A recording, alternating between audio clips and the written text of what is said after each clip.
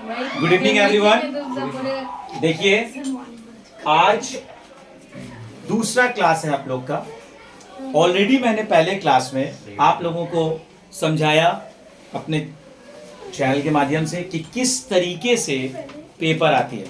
Correct everyone. आज पहला chapter BCom semester 2 के लिए ऑनर्स और पास स्टूडेंट दोनों के लिए फॉर द कैलकाटा यूनिवर्सिटी और as well as any other university of India, we can say that these are the most standard formula which a children must have to go through it before starting any of the chapters then. So ये आप जो देख रहे हैं 9 formulas जो आप देख रहे हैं, ये 9 फॉर्मूलाज आपको इतना मदद करेगा, almost most part of the sums ये 9 फॉर्मूला की मदद से आप क्लियर कर सकते। ठीक है। और जैसा कि हम बताते हैं मेरे कंटेंट के मुताबिक कि आप लोगों को हम इस मटेरियल चैप्टर को 3 हिस्से में डिवाइड कर किए हैं। एक हिस्सा जो होगा वो होगा आपका सम्स ऑन ईओक्यू के ऊपर।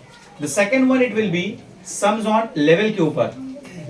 ठीक है। और तीसरा पार्ट जो हम तुम लोग को देंगे वो sums on storage of materials के ऊपर। स्टोरेज ऑफ मटेरियल्स के ऊपर हम आप लोगों को एक्सप्लेनेशन देंगे और उसका वीडियो भी आप लोगों को प्रोवाइड करेंगे। ठीक है।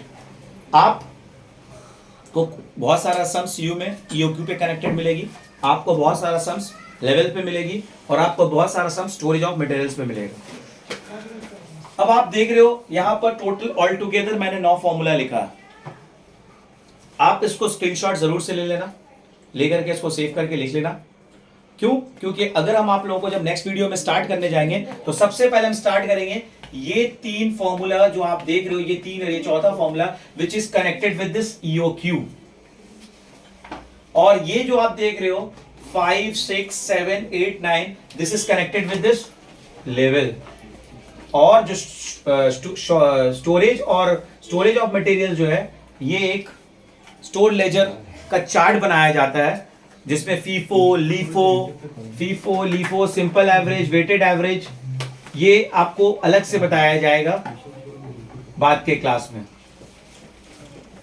तो आप लोगों को ये 3 बातें समझ में आ गई कि क्या क्या हो सकता है कि ईओक्यू पे फॉर्मूला हो सकता है, लेवल्स पे हो सकता है और स्टोरेज ऑफ मटेरियल्स पे होगा। तो स्टोरेज ऑफ मटेरियल्स के बात अभी हम लोग नहीं करेंगे। We are talking about these 2 parts EOQ and level.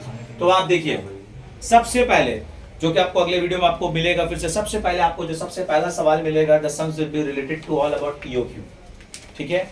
आपको टाइप 1 में मिलेगा ही, जिसमें ईओक्यू हम लोग फॉर्मूला क्या कहता है 2AB/C, where A stands for annual consumption, B stand for buying cost per order and C stand for average stock holding carrying cost per unit. अब ईओक्यू क्या है, बाइंग कॉस्ट पर ऑर्डर क्या है और average stock holding और carrying cost per unit क्या है, that I will explain when I will explain the sum on the class then. Okay.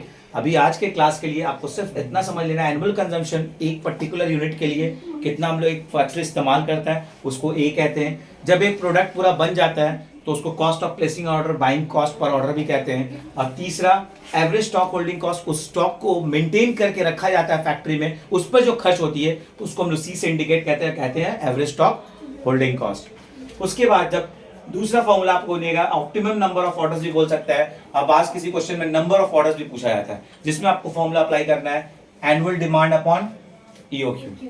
And then the third one will be time lag between 2 consecutive orders. तो जिसमें आपका जितना year है, year में कितने दिन होते हैं, 12 मंथ्स होते हैं। कभी कोई क्वेश्चन में डेज दे दिया तो it will be 365 divided by number of orders. ये 3 जो टाइप का जो फॉर्मूला है this will give you the formula based questions on EOQ. उसके बाद आप आते हो 5, 6, 7, 8, 9। देख रहे हैं ना। अब इसमें आपका 4 लेवल है, maximum usage into maximum lead भी पीरियड भी बोलते हैं, उसको मैक्सिमम डिलीवरी पीरियड भी बोलते हैं। कहीं कहीं पर डिलीवरी पीरियड लिखी रहती है, कहीं पर lead period. The meaning is same. ये दोनों का मीनिंग क्या है, सेम। इसलिए इसको आप maximum usage into maximum lead period भी बोल सकते हो और इसको मैक्सिमम डिलीवरी पीरियड भी बोल सकते हो।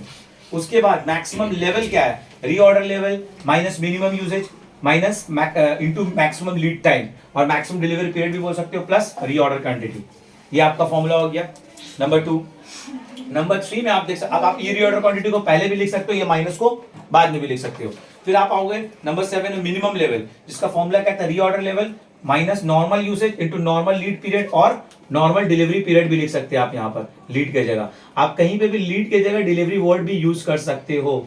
डिलीवर करना मतलब जितना कितना दिन तक का उसको वक्त दिया गया एक स्टॉक को डिलीवर करने के लिए, ठीक है। उसके बाद आप आइए एवरेज स्टॉक लेवल, जिसका फॉर्मूला कहता है maximum level plus minimum level divided by 2, जो एवरेज का नॉर्मल फॉर्मूला होता है। और आखिरी देखिए रीऑर्डर लेवल का फॉर्मूला एक और मैंने लिख दिया यहाँ पर, जिसमें कभी कोई क्वेश्चन में सेफ्टी स्टॉक दे दिया जाए तो आप सेफ्टी स्टॉक को जब दिख जाएगा तो आप ये फॉर्मूला को अप्लाई नहीं कीजिएगा, तो आप क्या कीजिएगा average safety stock plus average और नॉर्मल कंजम्पशन इनटू एवरेज और नॉर्मल लीड पीरियड। और ऐसे कई सारे फॉर्मूलाज आप लोगों को जब मैं सर्च कराऊंगा तो आप लोगों को अल्टीमेटली समझ में आ जाएगा। But these 9 formula will help you a lot in doing most of the sums then. और अभी जो कुछ भी वीडियोस आएगी ज्यादातर सवाल आप लोगों का सीयू का ही होगा और आपको उसको टाइप वाइज में मैं बयान करूंगा ताकि आप लोग अच्छे से अच्छा देख पाओ और सुकून से और अच्छे से एग्जाम्स दे पाओ, ठीक है। तो आप लोग नेक्स्ट वीडियो का आप लोग इंतजार कीजिए और very soon I will be back to give you a one more video where I will explain from the beginning the chapter will be materials, और आप लोग उसको अच्छे से देखना समझना और फिर अगर अच्छा लगे तो दोस्तों में जरूर सब्सक्राइब करना और शेयर करना। अपने